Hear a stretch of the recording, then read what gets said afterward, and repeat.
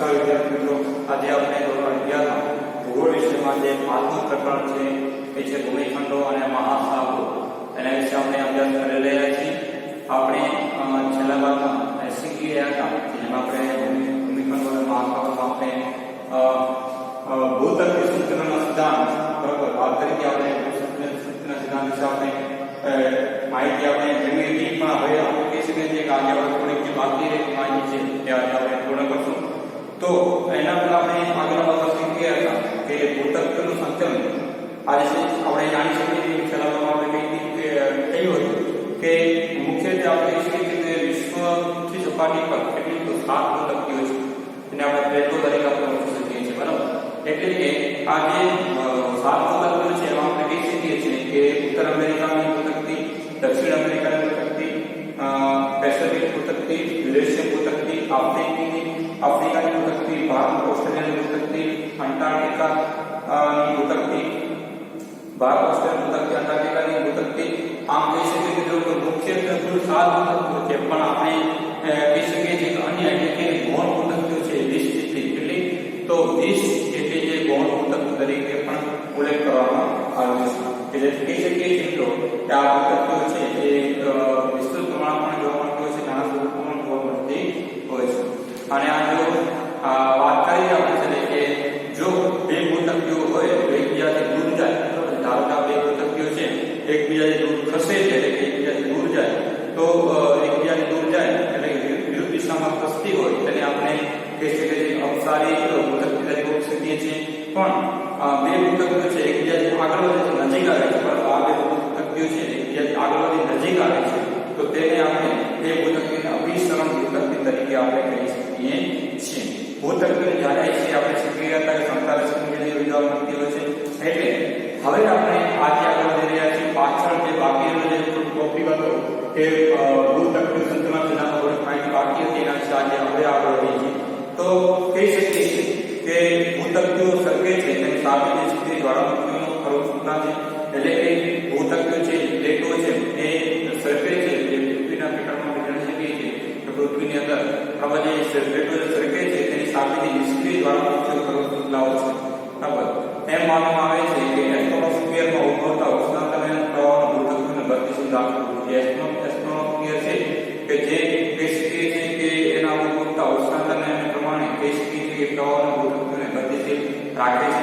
મેટલમાં અતિ ગરમ ધાતુ આવેલા છે. તારા મેટલ ધાતુ બરાબર છે એટલે કે કહી શકીએ છીએ કે મેટલમાં અતિ ગરમ ધાતુઓ ભાગો આવેલા છે જે જ્વાળામુખીના ઉદ્ભવ સ્ત્રોત તરીકે આપણે ઓળખી શકીએ છીએ. સરકતા ભૂતત્વ પર આવેલા જ્વાળામુખી અતિશય ગરમ કેન્દ્રોથી દૂર ખસેલા જતા નિષ્ક્રિય જ્વાળામુખી બની જાય. એટલે કે સરકતા જે જ્વાળામુખી ભૂતત્વ છે બરાબર છે સમય સરકતી હોય છે એ સરકતા ભૂતત્વ પર આવેલા જ્વાળામુખીઓ અને અતિશય ગરમ કેન્દ્રો ભાગોથી એ દૂર ખસે એટલે કે ખસે છે. આમ જતા નિષ્ક્રિય જ્વાળામુખી બની જતી હોય છે. ભૂતત્વીય વિચારધારામાં સમુદ્ર જળ પ્રસરણ એટલે કે ભૂતત્વીય વિચારધારામાં સમુદ્ર જળ પ્રસરણ ખંડ પ્રવલ વિચારધારાને વૈચારિક સૂત્રમાં માનવાનો પ્રયત્ન છે એ જોવા મળે છે.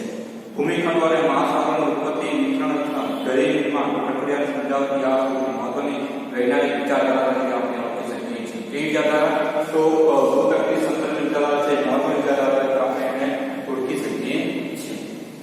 હવે વાત કરીએ આગળ તો મહત્વની આપણી ભારતીય ભૂતત્વીઓનું વિશ્વની કુલ કહી શકીએ કે 7 મુખ્ય ભૂતત્વીઓમાં એક મહત્વની ભૂતત્વી કહી શકીએ છીએ ભારતીય ભૂતત્વી.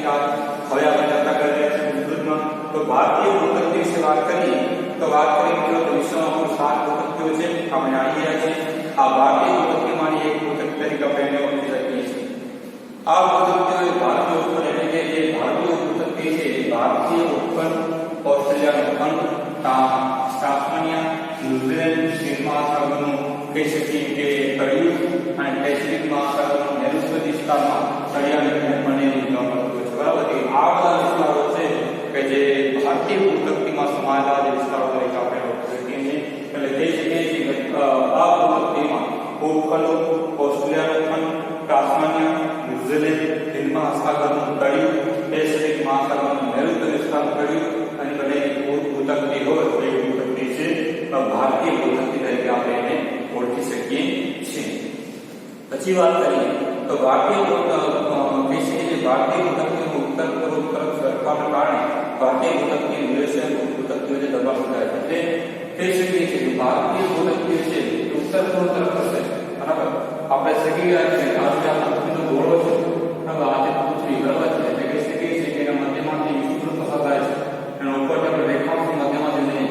તો મિત્રો કહી શકાય છે કે ભારત છે ઉત્તર પૂર્વ બરાબર છે ધીરે ધીરે ભારત અહીંયા આવતું છે ધીરે ધીરે કસ્મતા કહી શકીએ કે ભારત છે તે ઉત્તર પૂર્વ બરાબર છે એટલે કે ભારત છે ઉત્તર પૂર્વ દિશામાં આવેલું છે એટલે કહી શકીએ છીએ કે ભારતીય ભૂતકતી ઉત્તર પૂર્વ તરફ સરકાર લાગે છે બરાબર. ધીરે ધીરે એ ભૂતકતી આ દિશામાં ગતિ કરે છે એટલે કહી શકીએ છીએ કે ઉત્તર પૂર્વમાં સરકારને કારણે ભારતીય ભૂતકતી અને યુરેશિયન ભૂતકતી છે ત્યાં કારણે યુરેશિયન ભૂતકતીઓ છે એની બાજુમાં યુરેશિયન ભૂતકતી છે એ ભૂતકતીઓ વચ્ચે દબાણ છે એ સર્જાતું છે. એટલે કહી શકીએ છીએ કે દબાણ સર્જાવાને કારણે તેના પરિણામે એટલે કે તેના જ પરિણામે એ બે ભૂતકતીઓનું દબાણ સર્જાય છે.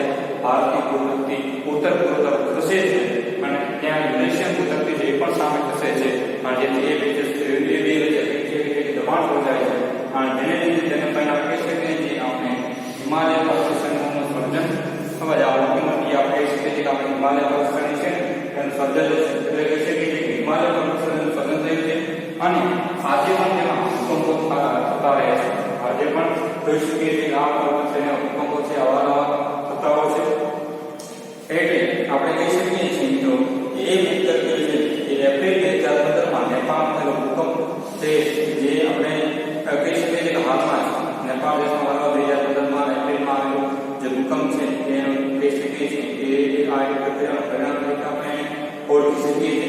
ભારતીય ભૂતકતી એ આશરે ભારતીય ભૂતકતી છે એ આશરે 75 મિલિયન એટલે કે ભારતીય ભૂતકતી છે એ આશરે 75 મિલિયન વર્ષ પહેલા અંટાર્કટિકાથી તૂટી પાડવાનો અંદાજ છે બરાબર. એટલે કે અંટાર્કટિકા ખંડમાંથી તૂટી પડેલી ભૂતકતી હોય એવો અંદાજ છે એ કરવામાં આવે છે એટલે કે 75 મિલિયન વર્ષ પહેલા કરવામાં આવી રહ્યું છે.